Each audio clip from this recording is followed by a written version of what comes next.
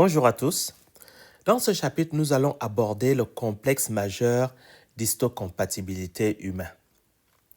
On l'appelle aussi HLA, Human Leukocyte Antigens. Okay? Dans ce chapitre, un certain nombre de questions à considérer. Quelle est la fonction du complexe majeur d'histocompatibilité dans le système immunitaire? Quelles sont les différentes classes de complexe majeur d'histocompatibilité? Quelle est la structure du complexe majeur d'histocompatibilité? Et c'est quoi le polymorphisme et quel impact ce polymorphisme a sur la capacité de répondre aux infections, aux attaques, aux différents antigènes auxquels nous pouvons être exposés. Alors, le complexe majeur d'histocompatibilité. Sur un plan du contexte, il faut que vous sachiez que pendant longtemps, le transfert d'organes d'un individu à un autre, dont la transplantation d'organes, nous avons observé qu'il y avait beaucoup de limites au niveau du don d'organes et de réception d'organes. Qui peut recevoir un rein de qui? Qui peut recevoir un poumon de qui? Un cœur de qui? Etc., etc. Nous avons remarqué que dans la capacité de recevoir ou d'accepter un organe étranger, il y avait une molécule particulière qui jouait un rôle très clé. C'est le complexe majeur d'histocompatibilité. Histo veut dire tissu, compatibilité comme compatibilité. Donc, c'est le complexe qui définit de manière importante la compatibilité qu'il y aurait entre un individu et un autre quand il s'agit du don ou de réception d'organes. Alors, je voulais expliquer ça pour commencer. Et c'est peut-être vrai que si vous pensez que j'explique peut-être certaines choses que vous maîtrisez déjà, faites-moi savoir pour que nous ne perdions pas du temps. Mais comme je ne vous ai pas eu avant, je ne sais pas exactement ce que vous connaissez, ce que vous ne connaissez pas. Donc, j'ai tendance à expliquer un peu plus dans le détail. Parfois, pas nécessaire. Mais lorsque nous allons nous rencontrer, vous allez me dire s'il faut que je rentre directement dans le vif du sujet et que je ne perde pas trop de temps à expliquer beaucoup de choses que vous connaissez déjà peut-être. Alors, la fonction du complexe majeur d'histocompatibilité, c'est de présenter les antigènes. Présenter les antigènes à qui? Aux cellules T, aux lymphocytes T. D'accord? Et ça se passe par voie des récepteurs qui sont attachés sur les cellules T, dont les TCR, les T-cell receptors. Okay? Les récepteurs des cellules T. Il y a un polymorphisme génétique au niveau de ce complexe majeur d'histocompatibilité. Polymorphisme qui, en fait, implique une variabilité interindividuelle. Dans une famille, chaque individu est presque unique. Et parce que chaque individu est presque unique, si mon frère a besoin d'un rein, je ne peux pas simplement dire que j'aime trop mon frère, je vais lui donner mon rein. Ça ne suffit pas d'aimer mon frère, mais il faut également qu'il y ait une compatibilité. Mais à cause du polymorphisme génétique, à cause de la variabilité individuelle, je ne peux pas juste dire que je vais donner mon rein à mon frère parce qu'il en a besoin ou à ma sœur parce qu'elle en a besoin. Non.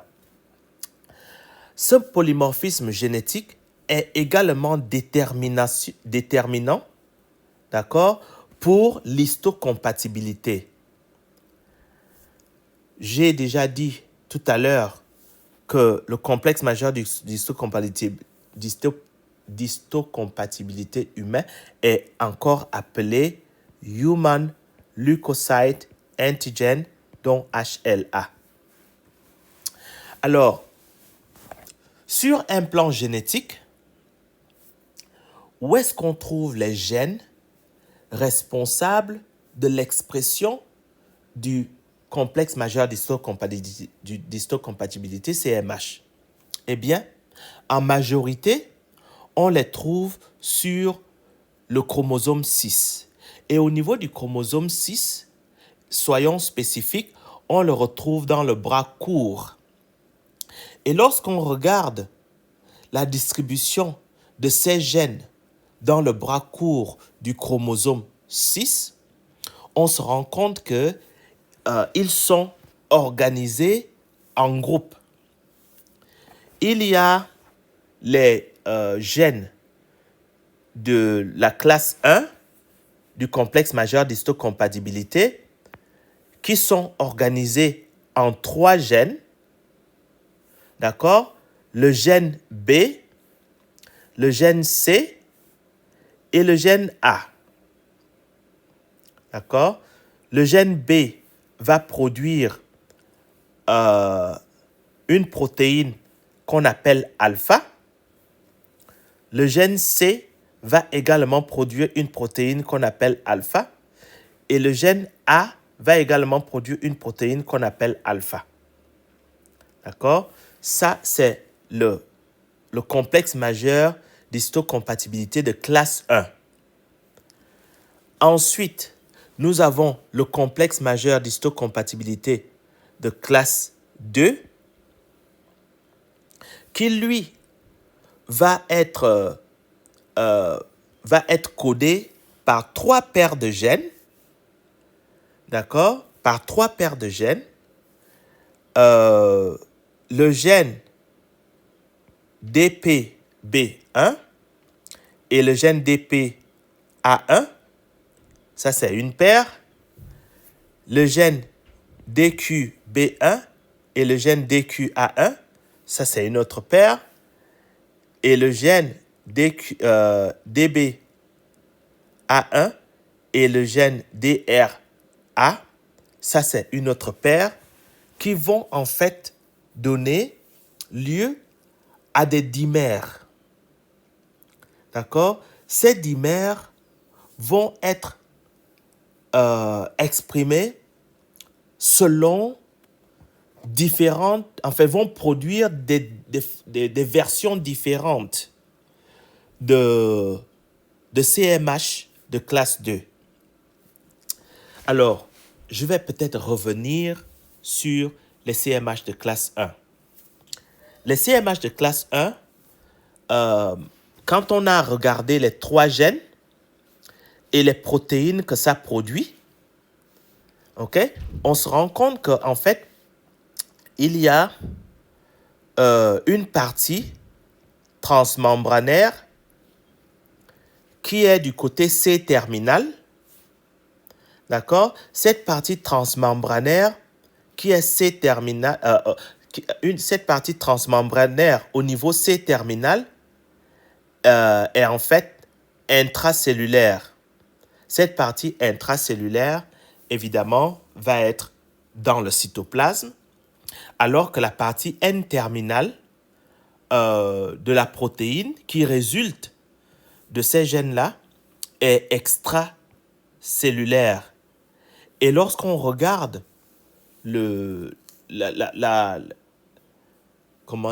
conformation 3 dimensions, 3D, de cette protéine qui résulte de l'expression que ce soit du gène B, C ou A, on remarque qu'il y a 3 domaines. Enfin, on va dire même 1, 2, 3, 4, 5 domaines. Il y a 5 domaines. OK? Sur ces 5 domaines-là, il y a le domaine alpha 1 qui se trouve en N-terminal. Il y a le domaine alpha 2. Ensuite, le domaine alpha 3. Notons que le domaine alpha 2, il est formé par des ponts disulfure, en fait, qui forment une espèce de boucle. Et le domaine alpha 3 est également un domaine qui est formé à cause de ponts disulfure. D'accord? Et puis, nous avons un domaine transmembranaire et un domaine C-terminal intracellulaire. D'accord? Lorsque nous regardons les trois versions produites par chacun des gènes, lorsque nous regardons les trois versions des chaînes alpha, nous voyons qu'il y a une région ici, qui est une région où le peptide vient se positionner. Alors, quand je parle du peptide, je parle de l'antigène. D'accord? Il y a une région où l'antigène va venir se fixer et c'est ce qui est représenté ici, là. Alors, tout à fait ici en bas, donc, on vous montre une représentation graphique de comment les domaines alpha se présentent et aussi la région où l'antigène va venir se fixer.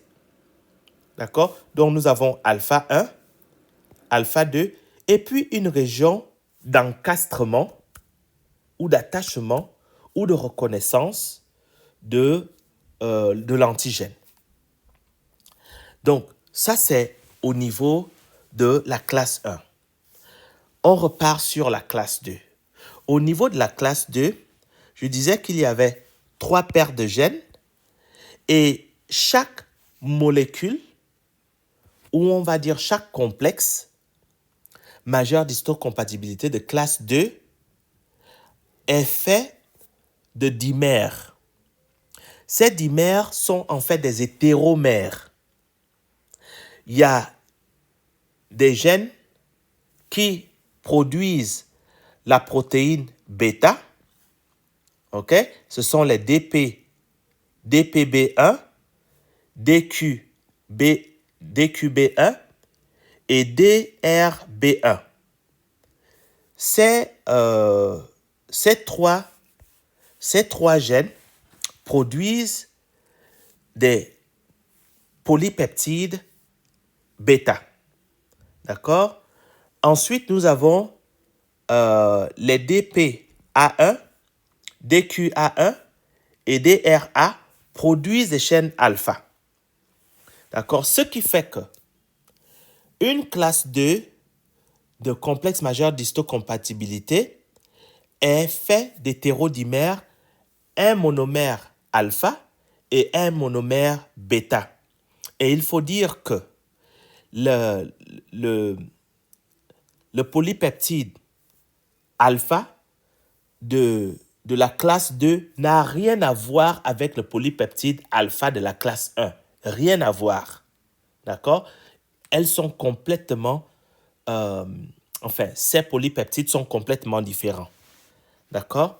Donc, nous avons la chaîne alpha de la classe 2 qui est constituée de 4 domaines.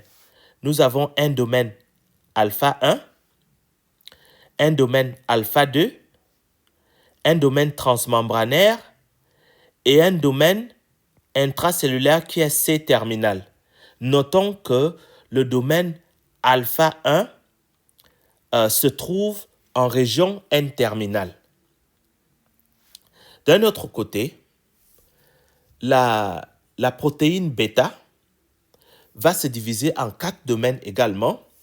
Nous avons bêta 1 qui se retrouve en N-terminal, bêta 2, le domaine transmembranaire qui permet l'ancrage à la membrane, et puis le domaine C-terminal qui est intracellulaire.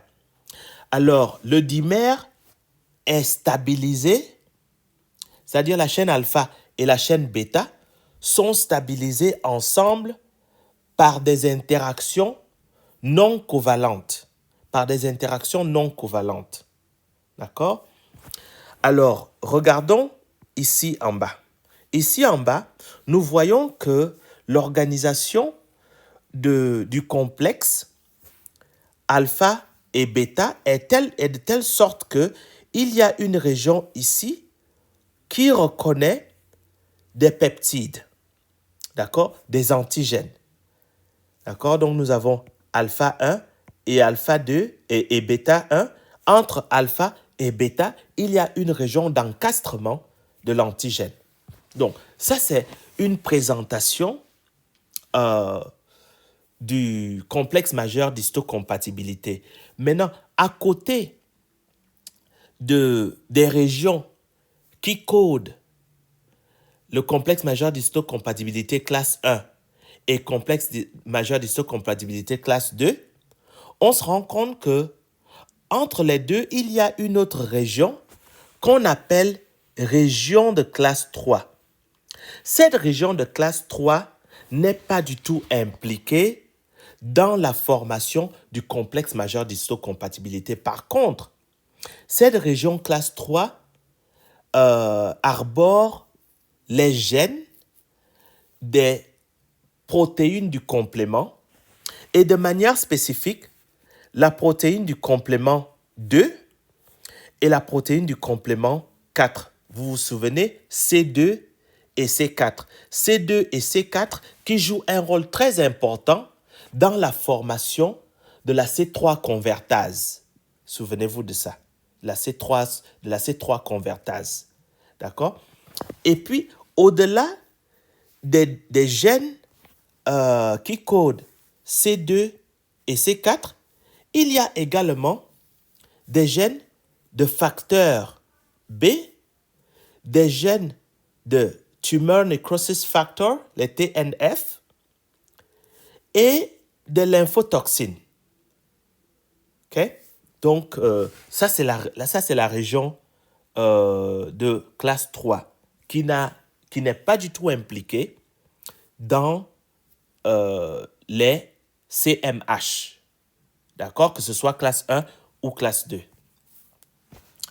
Ensuite, alors, la classification des complexes majeurs d'histocompatibilité obéit un peu à la fonction de ces complexes majeurs d'histocompatibilité. Alors, ce qu'on remarque dans les HLA classiques, qu'on va appeler classiques, c'est-à-dire la classe 1 et la classe 2, on remarque un polymorphisme génétique multi-allélique. On a déjà parlé du fait qu'il y a, par exemple, pour la classe 2, 3 paires de gènes. Pour la classe 1, 3 gènes. Donc, le fait qu'il y ait déjà plusieurs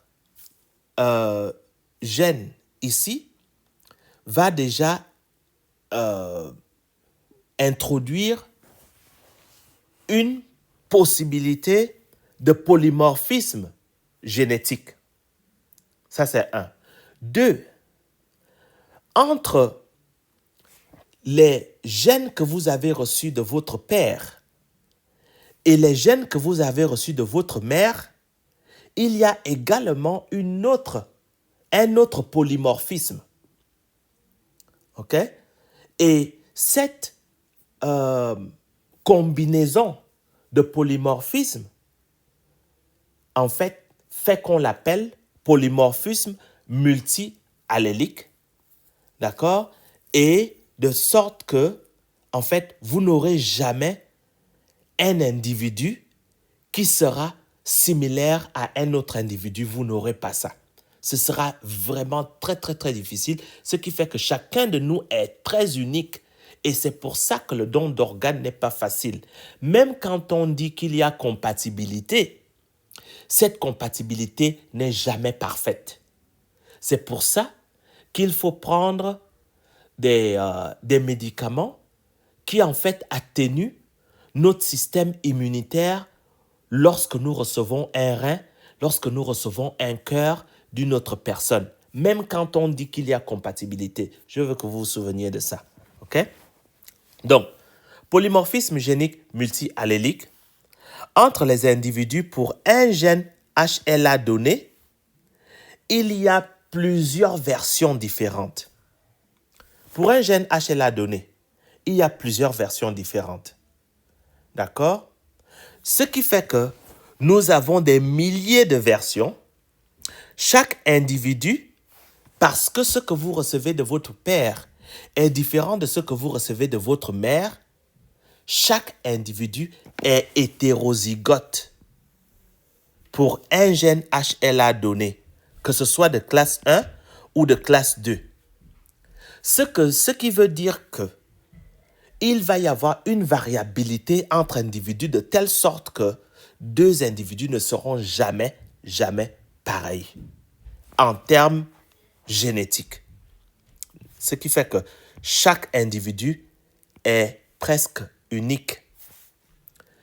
La seule possibilité que deux individus soient identiques, c'est lorsqu'il y a de vrais jumeaux, des jumeaux identiques.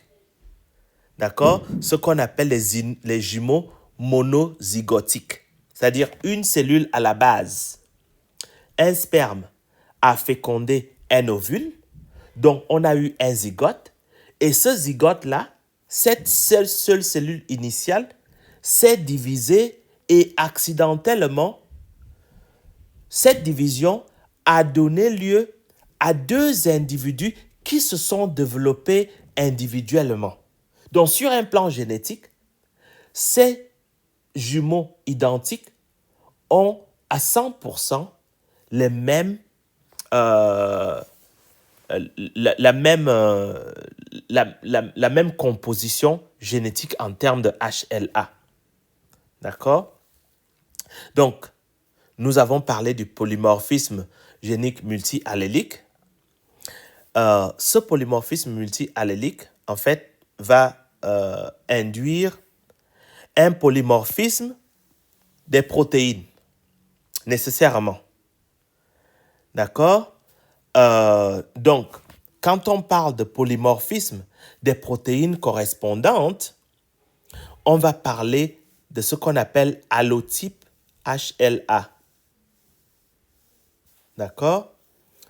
Il y aura une variation des séquences peptidiques et cette variation des séquences peptidiques vient elle-même de la variation des gènes entre individus. Et puis, un autre élément que nous allons aborder ici, c'est que nous avons remarqué que les gènes des HLA sont transférés en bloc de parents des parents aux enfants. C'est-à-dire que si on considère par exemple le bloc que vous avez reçu de votre maman, ce bloc que vous avez reçu de votre maman, en fait, tend à se transmettre ensemble à vos enfants si, des fois, le chromosome 6 qui a été transmis à vos enfants est le chromosome de votre maman. En d'autres termes, on voit rarement les groupes de gènes de votre maman se séparer ou les groupes de gènes de votre papa se séparer. Alors, je vais revenir en arrière. Et quand je parle de groupe de gènes, je parle de ceci, des 3 paires de gènes pour la classe 2 et les 3 paires de gènes, les 3 gènes, je veux dire, pour la classe 1. Souvenez-vous que vous avez 2 chromosomes 6, un chromosome 6 de papa et un chromosome 6 de maman. D'accord? Donc, variation des séquences peptidiques. Transmission en bloc, d'accord? Et aussi, nous avons codominance. En d'autres termes, lorsque vous recevez un chromosome 6 de papa et un chromosome 6 de maman, les 2 chromosomes vont exprimer chacun des gènes de HLA. Ce qui fait que, en fait, vous avez plusieurs combinaison de gènes de HLA. Donc, expression de 2 allèles chez un hétérozygote. D'accord? Donc, ce qui fait que l'ensemble des gènes est transmis sous forme d'haplotype, donc bloc, sous forme d'haplotype. D'accord? Ce qui fait que il y aura ce qu'on appelle un déséquilibre de liaison positive entre les allèles des gènes HLA différents. Qu'est-ce que ça veut dire? Ça veut dire que si vous avez un certain chromosome, on va remarquer que certains gènes sont souvent ensemble. De parents aux enfants et aux petits-enfants, génération après génération, on a l'impression, pas l'impression, on remarque que par exemple, HLA1, HLA-A1, HLA-B8 et HLA-DR17 sont souvent associés. OK? Et cette association-là, lorsqu'on regarde chez plusieurs individus comment la transmission des gènes se fait, on se rend compte que cette association-là n'est pas due au fait du hasard. C'est dû simplement au fait que peut-être que les gènes sont si proches dans la génétique des populations. Vous avez peut-être vu comment on appelle ça, les recombinaisons alléliques, d'accord? Et ces recombinaisons alléliques fait que dans la population, on va avoir des recombinaisons, d'accord? On va avoir des génotypes parentaux et des génotypes recombinés, d'accord? Et là, on se rend compte que pour les blocs A1, B8 et DR17, ils ont tendance à être ensemble comme s'ils étaient tellement proches qu'en réalité, on ne voit pas souvent de crossing over, donc de dissociation. Alors, ici, on vous montre à quoi ressemble le produit de la classe 1 et de la classe 2 lorsqu'ils sont transmembranaires. Qu'est-ce que nous voyons? Nous voyons que ici, nous avons la chaîne alpha. D'accord? Nous avons la chaîne alpha ici. Ensuite, ici, nous avons la chaîne bêta en bleu. D'accord? Notez que ces chaînes alpha et bêta ont dans une extrémité des hélices alpha. OK? Ensuite, vous avez des feuillets bêta. Ensuite, d'autres feuillets bêta. Grâce aux hélices alpha, grâce à une hélice alpha, la protéine bêta va être transmembranaire, comme vous voyez ici.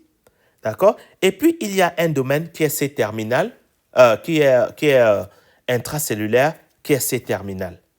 D'accord? La partie N-terminale est extracellulaire. Donc, vous avez la chaîne alpha et la chaîne bêta avec un domaine transmembranaire, d'accord? Et des domaines extracellulaires et des régions ici où l'antigène va venir se fixer. D'accord? Et ici, vous voyez bien que nous avons un hétérodimère avec une chaîne alpha qui est un genre de polypeptide et une chaîne bêta qui est un autre genre de polypeptide. Donc, ça fait un hétérodimère. Ça, c'est la classe 2 du CMH.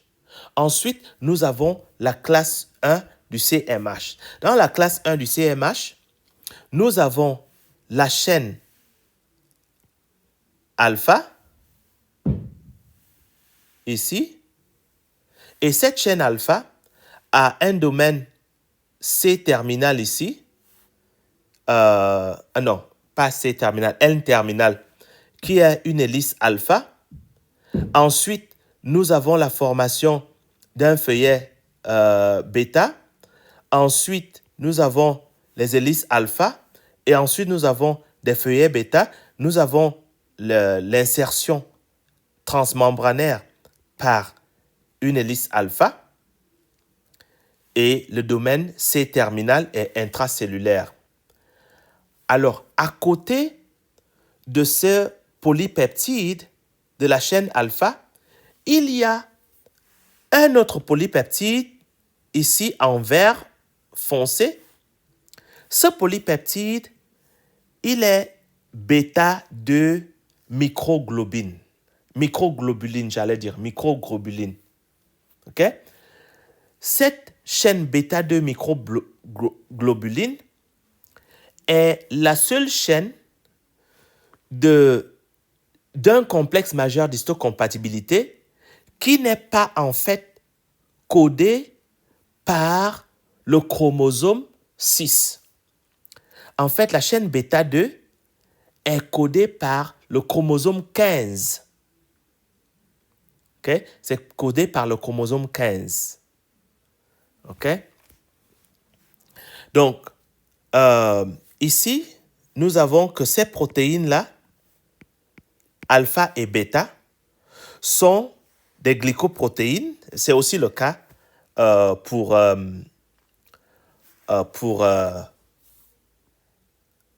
la chaîne alpha du CMH1.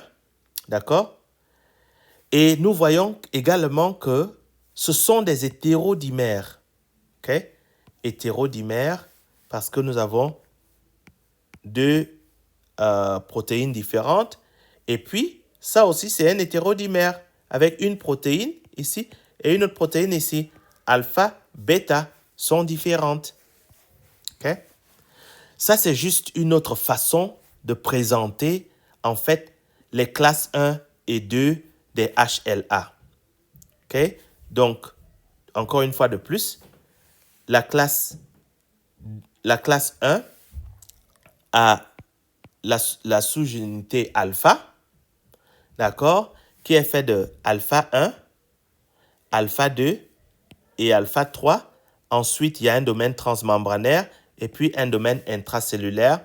Et puis, un autre polypeptide qui est bêta 2, d'accord, bêta 2, qui lui est codé par le chromosome 15. OK? Ça, c'est la classe 1. Maintenant, la classe 2, on va avoir le polypeptide alpha, le polypeptide bêta, d'accord? Encore un hétérozygote here, ici. Et puis, ici, dans la région ici, là, de la classe 1, vous avez la région où se fixe l'antigène. Et puis, dans la classe 2 ici, vous avez la région où se fixe également l'antigène. Qu'est-ce qu'il y a d'autre à dire sur cette figure? Ah, quelque chose d'important à dire, c'est que la protéine bêta 2, cette protéine qui est une immunoglobuline, en fait, est très conservée. Ce qui fait que d'un individu à un autre ou d'une cellule à une autre, on va voir en fait que le même bêta 2 est très présent et que c'est le même en fait sans trop de variations, sans beaucoup de variations en fait. OK? Alors, regardons un peu l'expression génétique du HLA. Je vais peut-être revenir en arrière. Il y a quelque chose que je pense que je n'ai pas mentionné. Alors, nous avons parlé du polymorphisme génétique qui est multi-allélique et puis du polymorphisme des protéines. Est-ce que c'est ici que je veux parler de ça? Non, pas encore. On va parler de ça après. OK. Alors, l'expression génétique des HLA. Commençons par la classe 1. du complexe majeur d'histocompatibilité. La classe 1 du complexe majeur d'histocompatibilité est exprimée par les lymphocytes, les monocytes, les macrophages, les cellules dendritiques. D'accord? Toutes ces cellules-là que je viens de citer expriment une forte densité de ces complexes majeurs d'histocompatibilité de classe 1. D'accord? Et quand on parle de forte densité, on parle de 10 puissance 5 CMH par cellule. D'accord? Donc, 10 puissance 5, c'est 100 000 CMH par cellule. D'accord? Ce n'est pas rien. Ensuite, nous avons les cellules épithéliales et les cellules endothéliales qui expriment également cette classe de HLA, mais en moindre densité, donc 10 000 par cellule. Donc, de 100 000 à 10 000, on a un facteur de 10. D'accord? Et puis, nous avons des cellules qui expriment ça en moindre quantité. D'accord? Et il faut savoir que la densité d'expression peut augmenter en cas d'inflammation. En d'autres termes, les cellules épithéliales et les cellules endothéliales peuvent augmenter l'expression du CMH de classe 1 selon les conditions. Donc, en particulier lors d'une inflammation. La classe 2, d'autre part, est exprimée dans des cellules qui sont, en fin de compte, très limitées en termes de catégories. Donc, la classe 2, en général, est limitée aux cellules présentatrices d'antigènes. Et ces cellules présentatrices d'antigènes, en général des professionnels, sont les cellules dendritiques, les lymphocytes B, les monocytes et macrophages, les cellules épithéliales thymiques, d'accord, pas juste n'importe quelle cellule épithéliale, les cellules épithéliales thymiques, donc du thymus, ok, et en fait, elles expriment ces CPA en état de repos, c'est-à-dire lorsqu'elles ne sont même pas activées. Ça voudrait dire quoi? Ça voudrait dire que, de manière constitutionnelle, il y a certaines protéines, certaines cellules qui, en fait, sont toujours préparées à recevoir des antigènes étrangers, ok, pour pouvoir assurer une défense. Ça, c'est ce que ça veut dire en d'autres termes. Maintenant, entre l'état de repos et l'état d'activation, il y a nécessairement un changement. Donc, les cellules activées vont augmenter l'expression des HLA de classe 2. D'accord? C'est normal, puisqu'il y a une invasion. Donc, il faut faire quelque chose par rapport à cette invasion-là. Il faut neutraliser les éléments qui viennent de l'extérieur. Donc, il faut nécessairement accroître, augmenter la capacité de réaction pour une protection de l'organisme. Et puis, nous avons les lymphocytes T au repos qui, en fait, n'expriment pas les HLA de classe 2. Laissez-moi répéter ça. Les lymphocytes T au repos n'expriment pas la classe 2 de HLA. C'est seulement lorsque ces cellules, les lymphocytes T, sont activées, qu'elles vont finalement exprimer les HLA de classe 2. Sans ça, elles ne les expriment pas. Et puis, vous avez les cellules endothéliales, les cellules épithéliales et les cellules endothéliales qui n'expriment pas ces HLA de classe 2 au repos, mais seulement lorsqu'il y a une inflammation, ces cellules-là peuvent exprimer, ou du moins vont exprimer, ces HLA de classe 2. Alors, les lymphocytes T expriment à leur surface un facteur qu'on appelle CD8. Certaines cellules T expriment à leur surface un facteur qu'on appelle CD8, et puis d'autres cellules T expriment un facteur à leur surface qu'on appelle CD4. Pourquoi je parle de ça? Je parle de ça parce que les lymphocytes T qui expriment les CD8 vont souvent interagir avec des complexes qui présentent les antigènes par voie de classe 1, alors que les cellules T qui ont le facteur CD4 vont en fait reconnaître des antigènes qui sont présentés par la classe 2 à la surface des cellules présentatrices d'antigènes professionnels. Et à titre de rappel, ces cellules présentatrices d'antigènes professionnels sont les cellules dendritiques, les monocytes qui différencient en macrophages, d'accord? Il y a les lymphocytes B, ok? Pour ne citer que ces trois-là. Et puis, il y a une restriction de reconnaissance pour les classes 1 et les classes 2. En d'autres termes, les classes 1 vont spécifiquement reconnaître de manière spécifique les problèmes associés aux tissus endommagés, et les antigènes associés aux tissus endommagés, les antigènes cancéreux.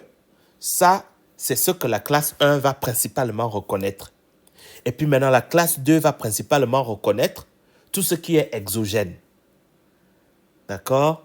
Les virus, les bactéries, les parasites. OK? Alors, parlons un peu de ce que je viens de dire là, un peu plus dans le détail. Commençons par la gauche. Au niveau de la gauche, ici, qu'est-ce que nous voyons? Nous voyons qu'il y a des protéines endogènes. Ces protéines endogènes-là qui sont endommagées, d'accord, vont passer par des protéasomes. Ces protéasomes-là sont des complexes qui vont traiter des protéines endogènes. D'accord? Des antigènes endogènes, j'allais dire. OK? Ces antigènes endogènes vont être envoyés après traitement par la protéasome dans le réticulum endoplasmique. Et au niveau du réticulum endoplasmique, d'accord, à travers un transporteur qu'on appelle TAP, ces polypeptides vont se retrouver sur le site de reconnaissance de la classe 1. Et une fois qu'il y a attachement sur le site de reconnaissance de la classe 1, maintenant, le complexe ici va être exporté par voie d'exocytose, de telle sorte que le complexe va se retrouver sur la cellule en train d'exposer au niveau de la membrane plasmique l'antigène ici qui est prisonnier. Ça, c'est au niveau de la classe 1. Et à titre de rappel, la classe 1 va principalement reconnaître les antigènes endogènes, c'est-à-dire les antigènes de nos tissus endommagés, et les cellules cancéreuses, les antigènes présentés par les cellules cancéreuses. Ça, c'est ce que la classe 1 va présenter. Et puis, vous avez la classe 2.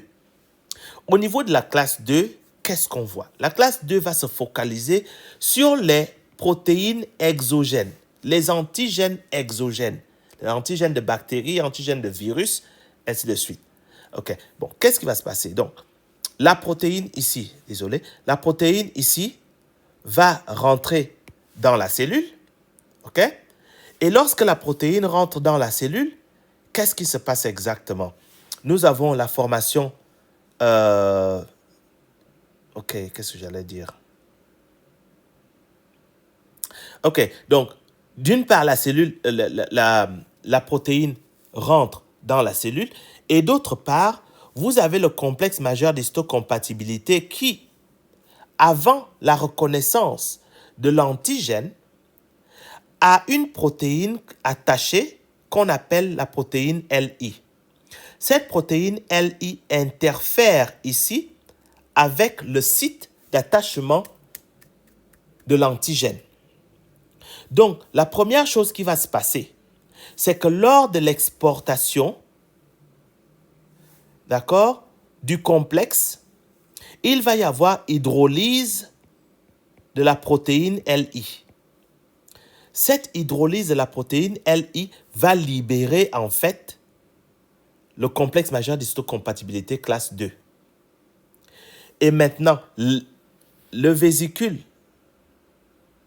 on dit un vésicule, la vésicule, c'est la vésicule qui vient du réticulum endoplasmique va venir ici et la protéine qui vient également d'ici, qui va aussi rentrer dans une vésicule, vont fusionner.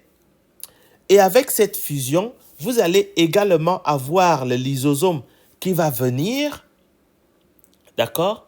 Donc, ces lysosomes vont couper la protéine ici en petits morceaux, dont tous ces petits fragments-là. Et ces fragments-là vont s'attacher à la région ici.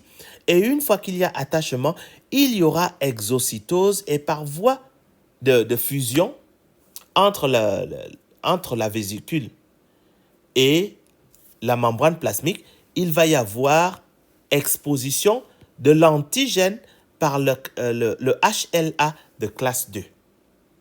Donc, c'est comme ça que le système va fonctionner. Alors, oui, il y a eu exposition de l'antigène, soit par la classe 1, soit par la classe 2. Mais qu'est-ce qui se passe après? Eh bien, ce qui se passe après, c'est qu'il faut une reconnaissance de ce CMH avec l'antigène par une cellule T. Et c'est là où les cellules T CD4 et les cellules T CD8 vont rentrer en ligne de jeu. D'accord? Donc, nous avons la cellule présentatrice d'antigène ici, ok, qui est en train de présenter l'antigène. Il va y avoir une reconnaissance de ce complexe-là par la cellule T qui exprime un CD4 et le CD4, il est ici.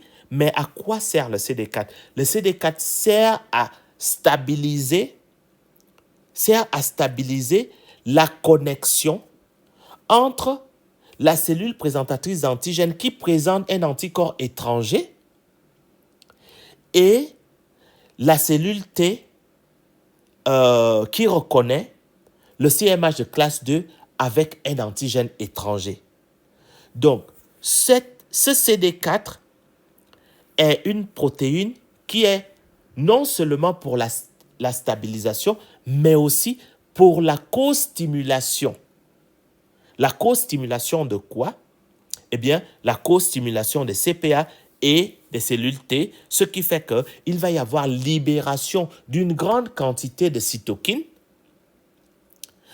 Ensuite, une cascade d'événements va se passer et je vais fermer cette parenthèse. Maintenant, d'un autre côté, il y a la classe 1 qui a présenté l'antigène ici. Donc, cette classe 1 qui a présenté l'antigène va être reconnue par des cellules T qui, eux, ont, à la place des CD4, vont avoir des CD8.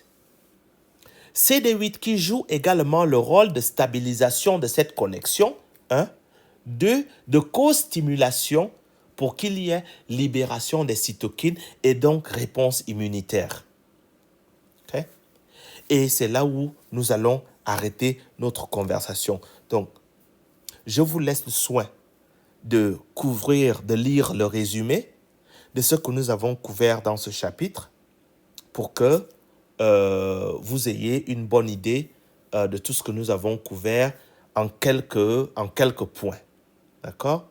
Donc, c'est là où je vais m'arrêter. On se dit à bientôt.